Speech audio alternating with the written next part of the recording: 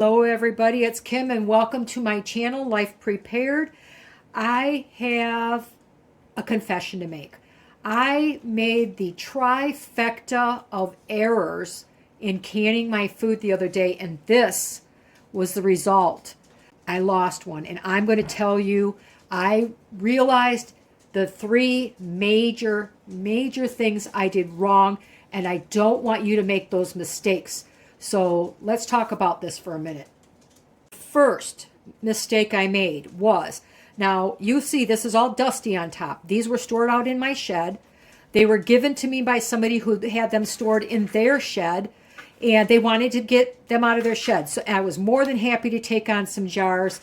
I brought them home. They've been sitting there for about a year because I haven't had to touch them until now. And so I went out there and I opened up the box, okay? And I did what I call the rim test. I picked each one up and I quickly went like this, no chip. First of all, they were packed wrong. They shouldn't be all piled up on top of each other like that.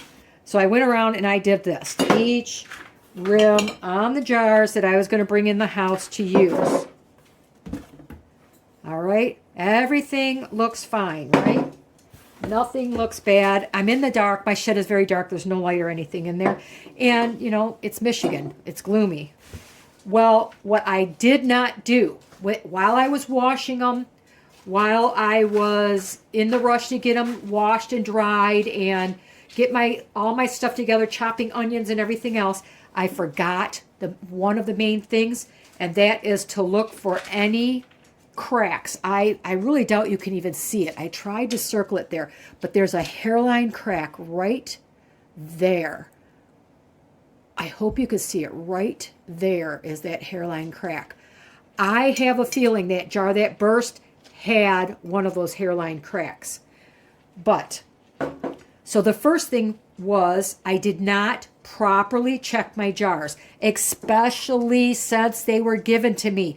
You need to inspect for little dings and cracks, not just do the rim test. If I know I have stored my jars properly, because I have made it a habit of putting them away after I have thoroughly, looked them over, and I know when that box goes into storage, it's ready to go. So that was my first very critical mistake. The second one plays into each other, the second and the third, is here was the gasket from my pressure cooker. I don't know where it came from. It was here. I don't know if I brought it with me when I moved. I don't know if a girl who used to rent from me left it behind. I don't remember buying it, but this was the gasket it came with. I relied on an old gasket. So today I just had delivered. Look at the difference. This one is all dry and kind of stiff, and this one's soft and flexible. I mean, I have to force that one in the back to bend. This one will just bend. Actually, it came all like this in the envelope, all wrapped up. So if you're going to do any pressure canning, always have another gasket on hand, or when it starts to look not like this anymore, get a new one. Don't rely on your old gaskets, because once again, that can cause a failure. Now, I will admit there was some drips coming out of around the rim in two places, but because it had sealed and it wasn't continuing to drip, I thought it was okay. And it's not okay. You should not have those drips.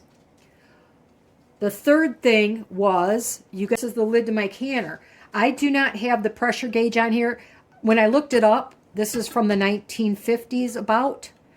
I've had it tested. It does hold the proper pressures. You can get it tested at your local extension service. But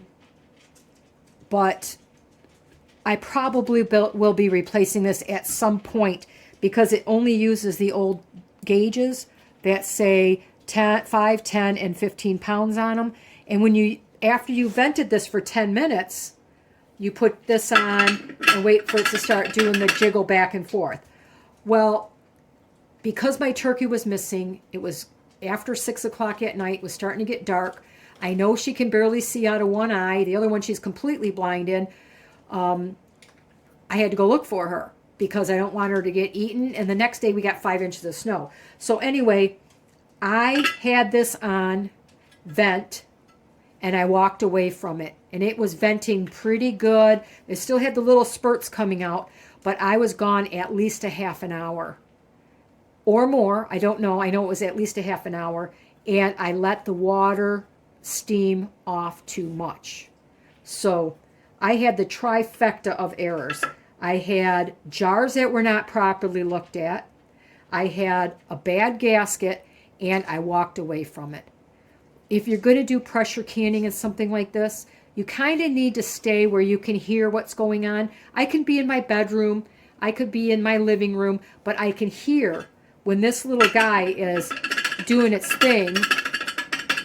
If it stops, I'm in trouble. So if it's not doing this, I need to go right in there and say, okay, do I need to turn up the flames a little bit? Or if it's going like this, I need to go and turn it down a little bit. So anyway, I wanted to save you some of these very bad errors that I made on that last batch.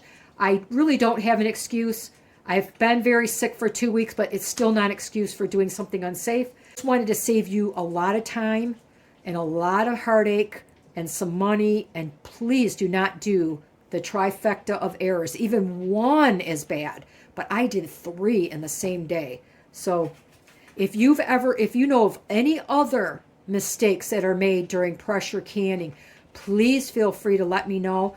I want to make sure that all of us have the best knowledge possible so that we can keep our stores up in these, times that are a little tenuous right now with raising prices and things going on in the world. I don't want to lose the little bit that I have. Let me know if you've had any errors. If you have any comments or questions, I'll be happy to answer those. If you felt this was valuable, I would appreciate a thumbs up and a subscribe if you're so inclined. Otherwise, you guys have a wonderful day.